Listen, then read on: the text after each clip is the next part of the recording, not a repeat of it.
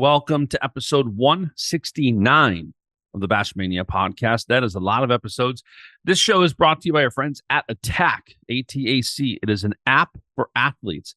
It's an AI strength and conditioning coach, nutritionist, mentality mentor, all in one app, all in your pocket. Your age, your goals, your program. If you want to get in shape, if you want to level up, as they say, download the Attack app. They have the best programs. It is one of the best training apps out there. They have done such an amazing job with it. Download Attack, ATAC, in the Apple App Store or the Google Play Store today. Baschamania podcast. We're back with another weekend episode. And this is not a background that this podcast is over, used to. Iowa Wrestling, the newest Hawkeye, Brody Teske. How are you, man? I'm doing good. Appreciate you having me on. Of course, man. This episode's a long time overdue. Like, you were going to come on a while ago and everything's been chaotic for you, for me, and this was the perfect timing. We were talking about it. Super pumped for you to make the decision to transfer to Iowa. Want to talk a little bit about that, obviously. Let's go back a little bit. There's a couple different things I think we can entertain people with and give value to your listeners and fans. Let's start at high school. You had a ton of success, 4-time state champ. Transitioning to college where the competition is even that much more insane. And initially when you started college at Penn State, the room you're in there with the number of just talent and medals and championships, what was that transition like for you from high school to college? Oh, it was a lot. It was far from home for one. It was 1,000 miles. For me at 18, it was probably a little too much, which played into the decision to come back home. But yeah, I wanted to be uncommon against the uncommon. So decided to go out east. Obviously here they had Spencer, and I thought originally I'd be a 25-pounder for life. And so I chose Penn State. They were winning. They had 6 champs that year, or 5, so I was like, yeah, that's where I'm going. Right. And what was that transition like back then to going back to Iowa UNI? As a Penn State fan, I was obviously bummed to lose you. I wanted you to wrestle there. What went into, for you, the decision going back to UNI, going back to Iowa and heading back home? Yeah, like I had mentioned, it was super far. It was just probably too much for me at 18 years old. It was a big move. A lot of growing pains with it, but like I said, I'm grateful for the journey. It's built me into who I am. So, yeah, I don't think it's so many people look at talented wrestlers like you and kind of forget how young you are when you get into college. And I had made some tweets here and there about when wrestlers commit young, like, man, you're doing so much growing. I remember being that age. I was not that intelligent. Looking back now, you obviously just made the decision to transfer to Iowa. You graduated from UNI, which I don't know if a lot of people know that you actually got a degree from UNI. What went into that, into graduating, getting your degree, and how would you kind of summarize that time at UNI? Yeah, I'm grateful for my experience at UNI. I put my all into it. Gonna forever be grateful for Coach Schwab and his family and how they took care of me. There's no bad blood there at all. I want to make sure that's clear as well. I got my bachelor's in liberal studies. I had planned out that I was going to get a master's program there. And with the way the world was, when COVID hit, it was when I originally transferred. And then I was like, you know what? Went to my advisor right away. I was like, what is the fastest route to graduation? And so I got it figured out. And then, going to the national tournament and going 2-2 the last 2 years now, it was like, you know what? I did some self-evaluation, really dug deep. And it was like, maybe I need to make some more changes. I had my degree. Like I said, I'd given my all to UNI. And felt as if I had maximized myself there. And like I said, looked inward and needed to make some changes. So that's where we're at. Decided to come here. Now, when I was talking to you not too long ago, you honestly didn't know where you wanted to go. You knew you wanted to change. Were there other schools that you were as interested as Iowa in? Obviously I have some good buddies out at Oregon State. Again, that's super far. But I'm an Iowa boy. I love it here.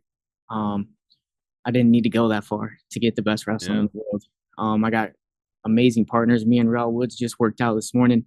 I'm really excited for the future. I'm going up 133, getting bigger, stronger.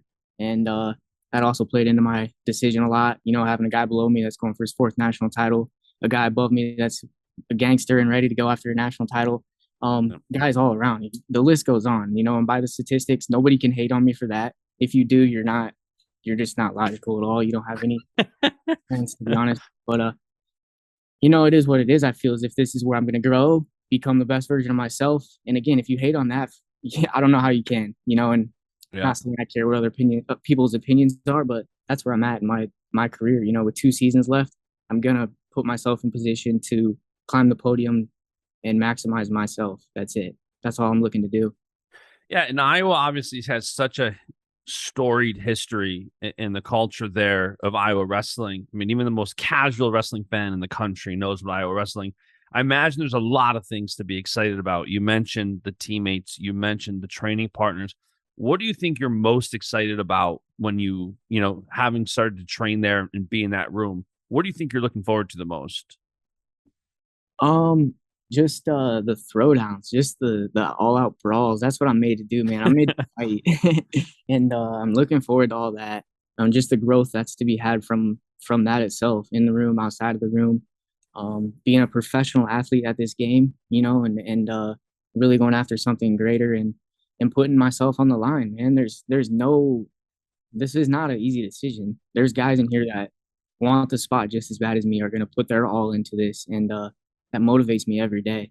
Where I was at, when I was wearing purple, man, I had a lot of maybe more for shores. There's nothing in this life that is a guarantee.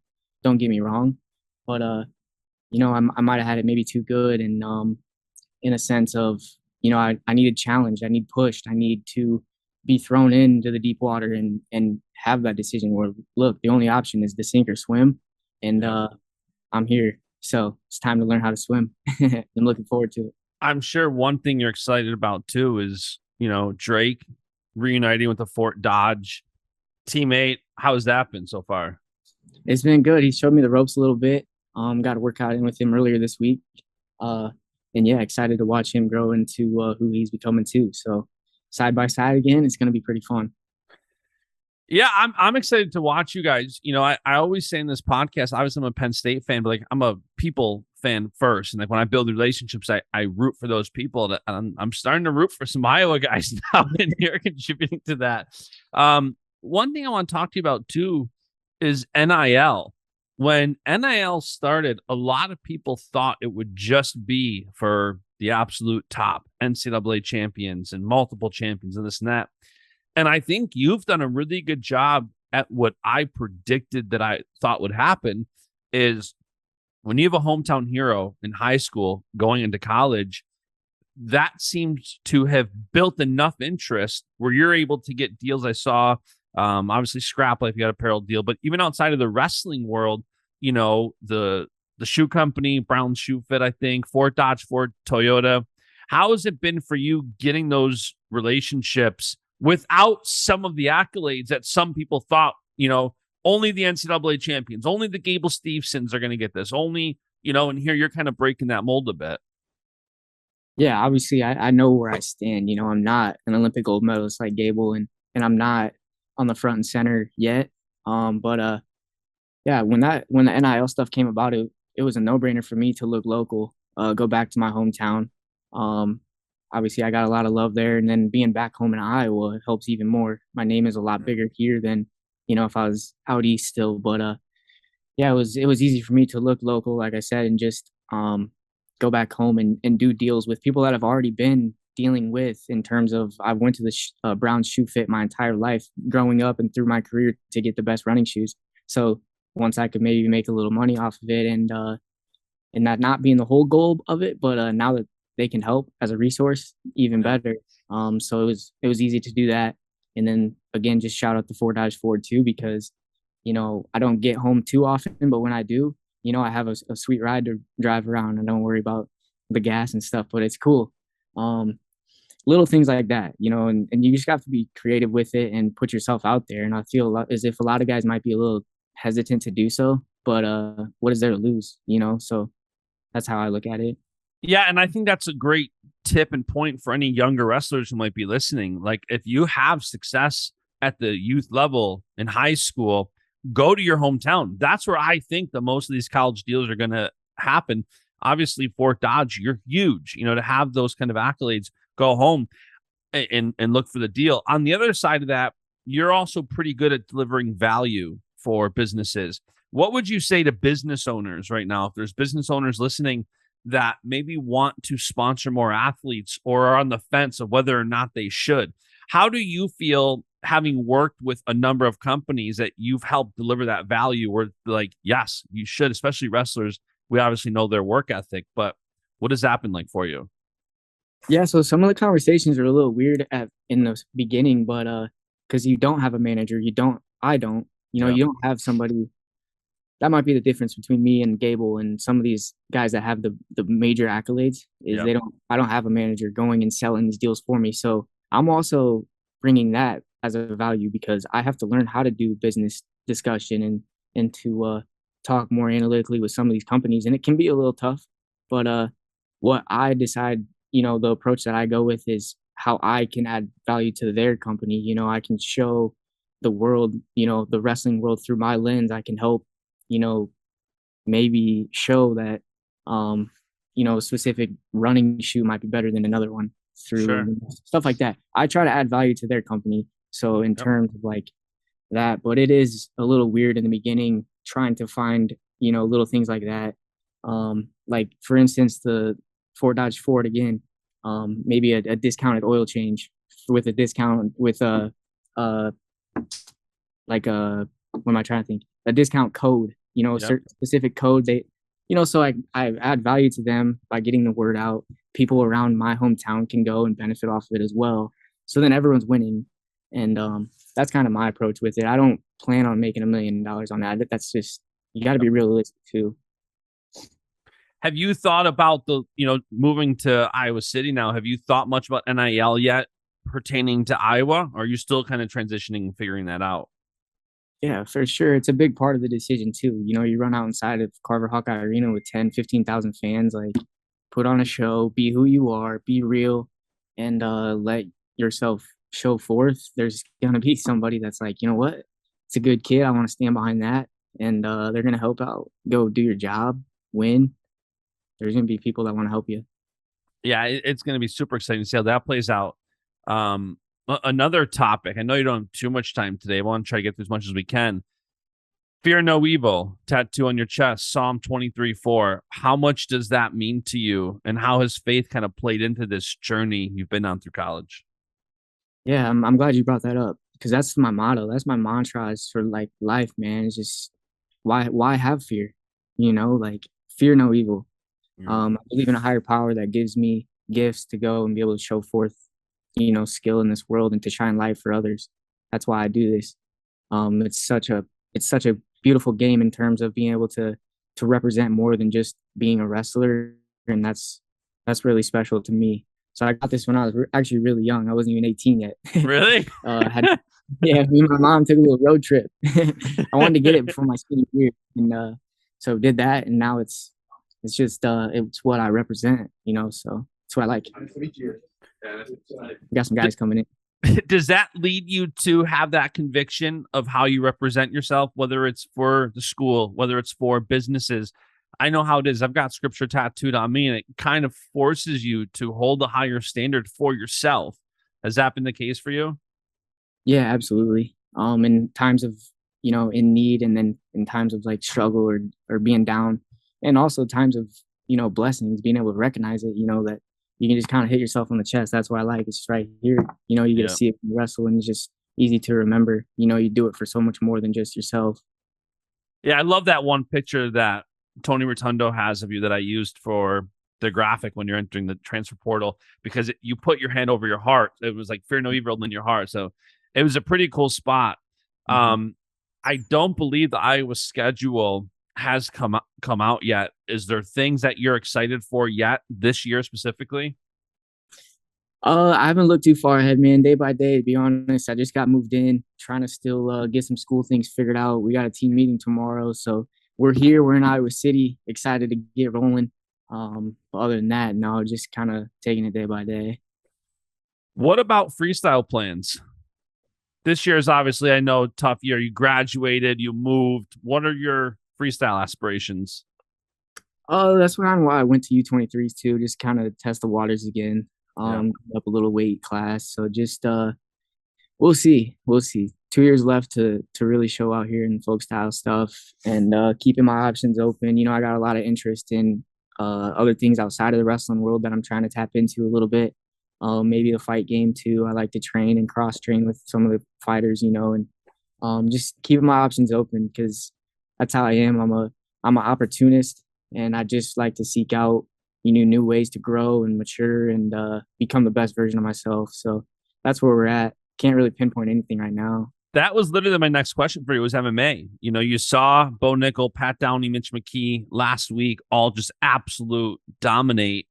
And it sounds like you've at least not ruled it out yet. Yeah, I do got to give them guys credit though. They've put themselves in position to have good management and to have to be in good atmospheres, because the fight game is not a game. People kind of watching on Saturday night, and then they're in their local gym on Monday. Like, you can't do that stuff, man. You gotta but yeah, it's motivating.